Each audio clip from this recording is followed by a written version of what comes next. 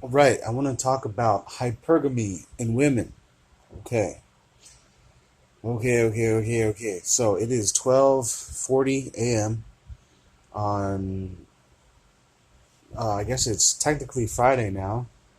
I normally go and I binge on food because I get money now. It is my payday, and money will have uh, deposited directly into my account right about now. But for some reason, I don't want to do that.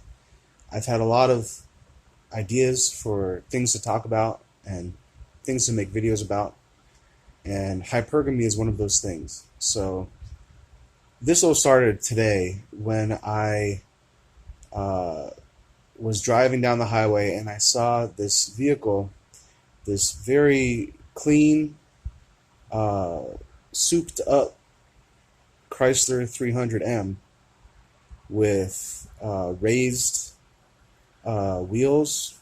I don't know what that's called, but the wheels made it higher, or maybe the chassis was higher, but it was raised from the ground, and these wheels were huge, and the rims looked very nice. And this guy was racing down the highway, and he was blaring very loud music with a deep bass. And I thought to myself, I bet a lot of women would look at this man in his vehicle and say, that guy is styling. That guy has it going on.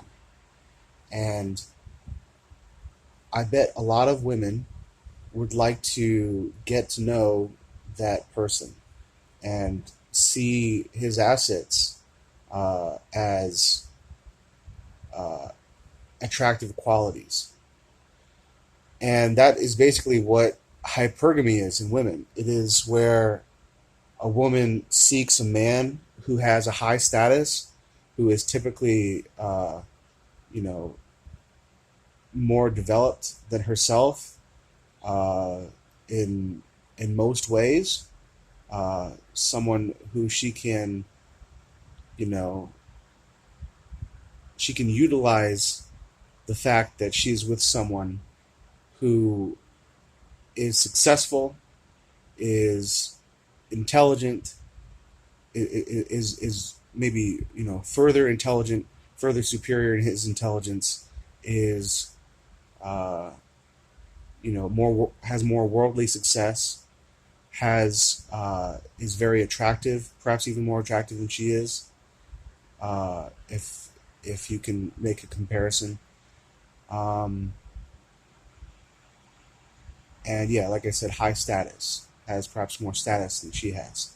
That, as I understand, that is basically what hypergamy is, and it is a common thing for women to seek men with this higher status.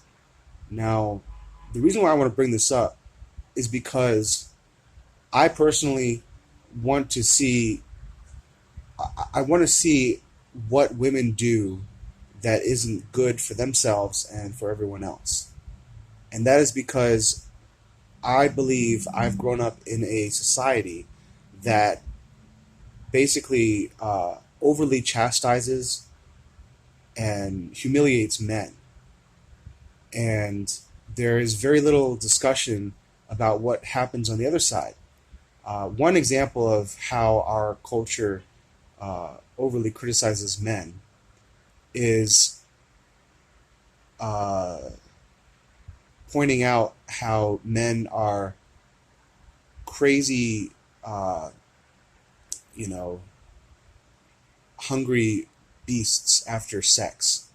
We think with our penises, and we, don't look deeper into a woman's personality. We judge only by the cover of the book, and uh, you know, we're basically animals. We're animals when it comes to sex, and we only care about sex. And I think that kind of criticism can really hurt men and degrade. You know, it humiliates men in a negative way. And the thing about it is that it is true to some degree, but like you do see a lot of men who care only about sex, and I myself, I find myself attracted to loads of women, and I realize that it's an issue, it's a problem. And I notice that many of my male friends and acquaintances have the same issue. So it definitely is a problem. But it's another thing entirely to overly criticize and to pull someone down and to, suggest, oh, that's just the way it is. I just have to deal with this disgusting part of men, that kind of thing. Um, when there may not be enough weight on the other end where you see women who seek for the men of high status, of wealth, of intelligence and attractiveness. And what they do when they're not able to sleep with that man, to have a relationship with that man, they settle. In their minds, they settle for a lesser man. And, they're just doing what is good sense. And I think that's a big problem because, that's something that I've certainly found in certain relationships that I've sought, is that women have, at least one that I can think of, have settled for myself, and that is not a good feeling. That is a When I realized that someone was settling for me, someone that I was attracted to was settling for me, that I was the second or third or maybe even fourth choice.